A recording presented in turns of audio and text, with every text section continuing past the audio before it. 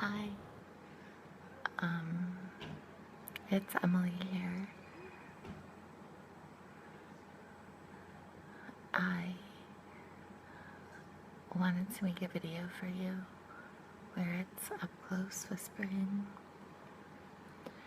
and I didn't know what to whisper, so I decided to do a reading of like some messages that I've gotten, and I've got the man's permission. He's a writer, and everything that he's written me is just so eloquent, and he's shared with me some poems he's written as well, which I loved. And I just fell in love with his messages, so I wanted to share them. Let me just find them.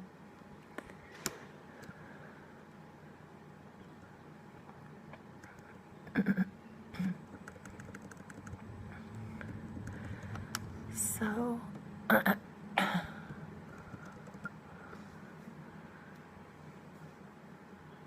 didn't really plan this out.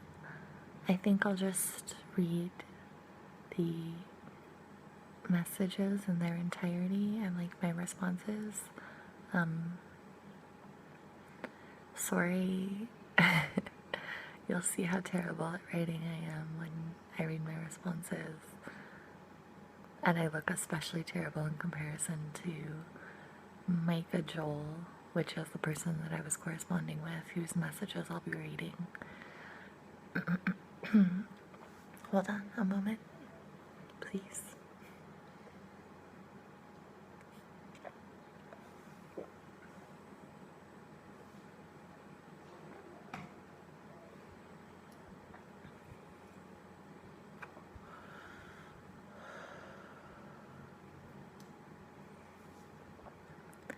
Hey Emily, please forgive my overly verbose writing style. The fault of most former English majors. I don't think I've ever said hello or expressed a thought in under a page. I wanted to thank you for the ASMR videos that you upload to YouTube. I thought your positive affirmations video was very moving. Sorry, I'm like getting all this wrong.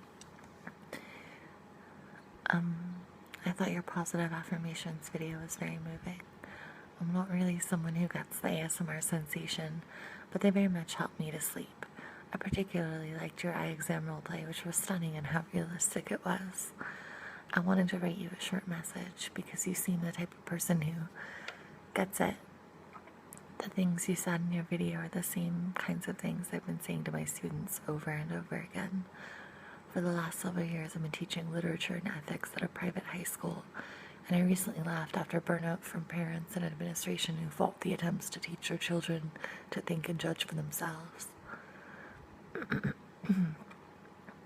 It's a difficult thing when you think you knew what you wanted to do with your life, only to have to find a new way, forge a new path, and still have to feed yourself while finding yourself. I find myself far away from friends and family, and the compassion you gave, even through a screen, translated anyway because of its authenticity. I guess I just wanted to say thank you for having and sharing a compassionate heart and soul, and being willing to share your art with the world.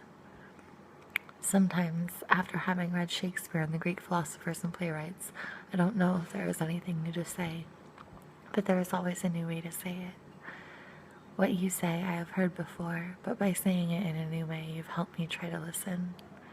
And listening is something my misplaced arrogance can make it hard to do. There are moments in your video when you have looks of great sadness. This could just be a false impression that I get, but I'm betting by your nature you absorb and carry the pain of others. It doesn't really surprise me to see a look of sadness followed by a smile and encouraging words without any contradiction. When you say, no one is like you, but everyone has been through hardships just like you, you made a point I kept trying to make to my students and now have to keep making to myself. So when I heard that, I got up and wrote this down on a piece of paper. This part is kind of cool and important, so just pay attention. To be human is to be unique, and yet we are all commonly human. We are all one in our humanity, and our commonality is to appreciate how, in being human, we are both different and similar, because we have to appreciate and distinguish our differences in order to savor our humanity's similarity. That was just my thought. Forgive me for my long-windedness. I hope your own intuitive nature and willingness to share your beauty, unique humanity does not wither when some others fail to appreciate the rare quality that you are. Not all are willing to let their beauty be seen. I appreciate your willingness to share, to live, let yourself live the lovely truth that makes you free. I appreciate your freedom.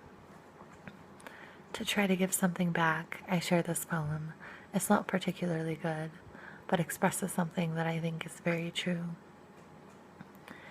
I dedicate it to those who are willing to be colorful enough to let this world be a little brighter. I'd like to share it with you because I think it applies to you in your own way. I hope that you are embraced just as much as you are willing to embrace others, and thank you for your beautiful soul.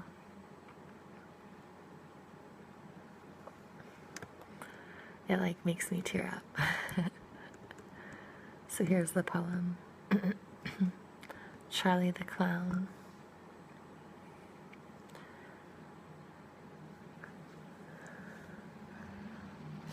Charlie wanted to be a clown from either 6 or 7, juggling to joking to twisting balloons to oversized feet that fill up the room, gaudy in body and garrulous shoes that squeak when stepped upon.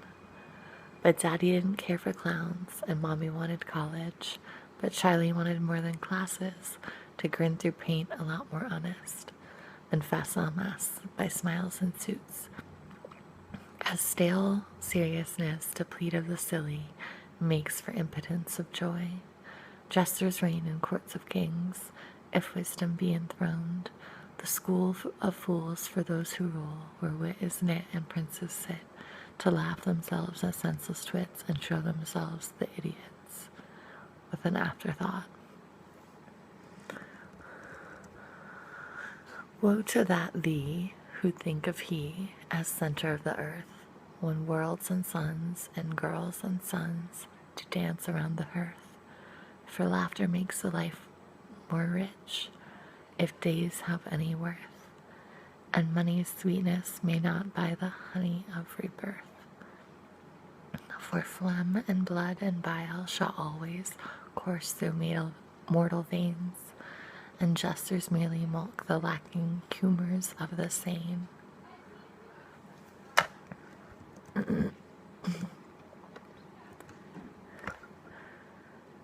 So that was the first message.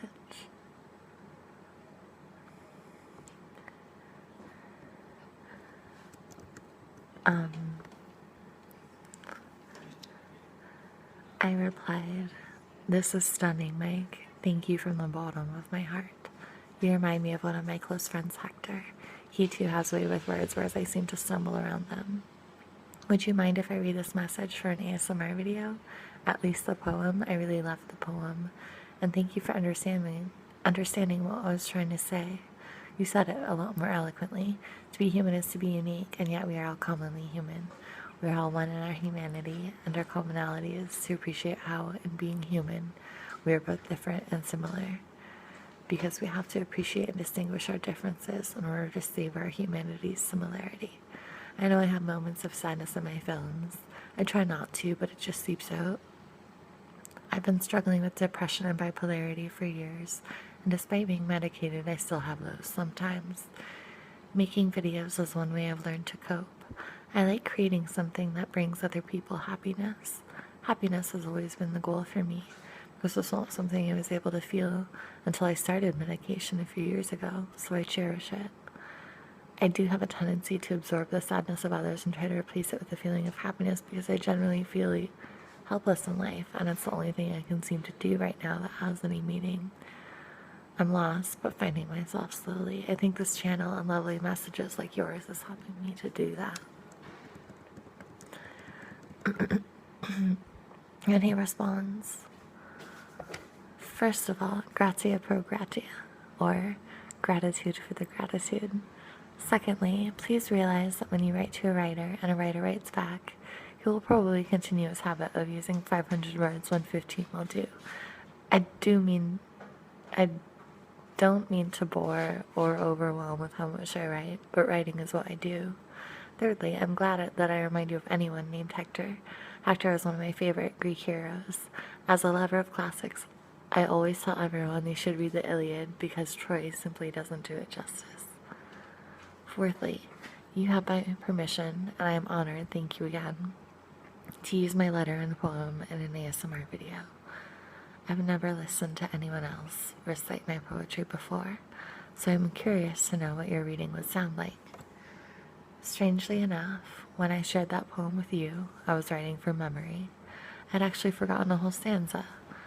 So my reading is of the poem. Wow, sorry about my cats. So my reading is of the poem in its entirety. If you want to read the poem with that stanza included, I will send it to you. Finally, I would like to clarify something I said in my previous message when I commented on how sadness seemed to seep in past the smile. I hope you like alliteration. When I said that, I wasn't displeased or trying to convey worry. I just wanted you to know that I see you. I guess I just don't want you to feel you have to defend yourself. I think for all of us who are poets or artists, there's always going to be an apparent inner tension or a contradiction. What is a poet? A wretch who conceals deep torments in his heart, but whose lips are formed in such a way that as the sighs and shrieks stream over them, they sound like beautiful music. Soren Kierkegaard. By his definition, I think it's fair to say you have the touch of the poet. I see you, I hear the music, and I would have you revel in the appreciation as much as reading written words can allow. I wrote this poem a while ago, but I thought it might apply to you. I share it only to restate the idea that I see in you. It's called Sad Smiling Girl. Little girl with a constant smile, constant smile, constant smile. Hear her laughing all the while, all the while, all the while. Asymmetry is in her soul, a smile more hollow than more whole. Laughing outside, crying inside, as effort surely takes its toll. Little girl with a heavy load, heavy load, heavy load. Hear her sorrow overflowed, overflowed, overflowed. Though bombing others is her goal, who can her muffled heart console? Heavy burdened, shoulders laden, as Atlas sighs within her soul. So little girl, where have you been? Have you been? Have you been? Courageous gives life within, life within, life within. This world's too much for you to bear. Pain's a gift when lived and shared, but not alone, nor yours to own, and that the truth will meet you there. Courageous is love without condition. Little girl with constant smile, constant smile, constant smile. Life need not be such a trial, such a trial, such a trial. Let the tears flow from your heart. Let unwelcome dark depart. The rising sun, as day begun, let morning glory and joy impart. Little girl with her heart laid bare, heart laid bare, heart laid bare. Hear her whispers on the air, on the air, on the air. Pity dwells in poverty, mercy lives in misery. A breathless race through strain and grace, the pure in heart alone can see. This little girl who lifts the world, the poor of heart alone can see.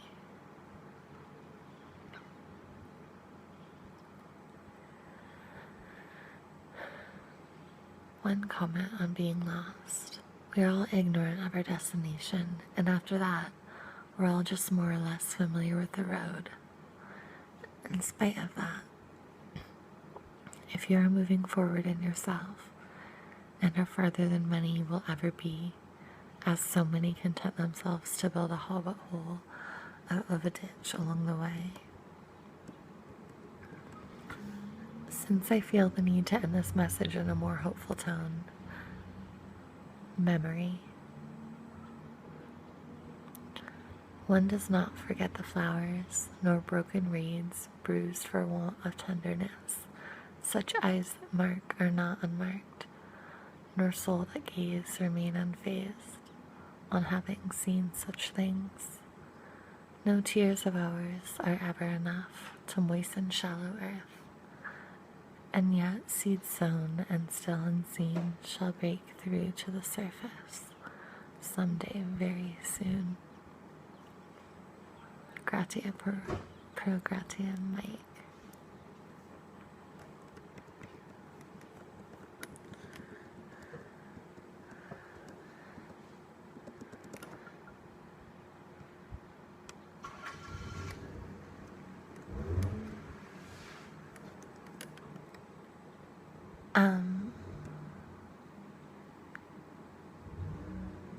I'm gonna skip to the next poem that he writes me, which is called Hope Measured in Inches, an homage to Theodora Bach's Reassurance. Mama had to mostly trust Jesus with the garden due to unreasonable water rates. The summer drought had her tomatoes on the brink, the rain gauge dry as desert sand, emptiable by expectation. Day by day, the hope of rain has Mama hobbling in the heat. Bad back, yet efforts undeterred, a few precious cups to keep alive what arid luck has failed to sustain. Gardening lets me measure hope in inches, Mama says, smiling in faith under her outdoor church hat. She ignores the weatherman's dreary prophecy and eagerly awaits a Pentecost of water. Svisalda, hello hope, Mike.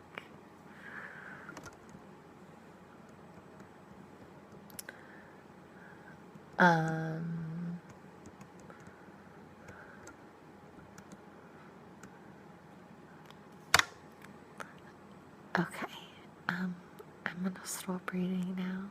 Hopefully you've enjoyed this. I certainly enjoyed receiving these messages, so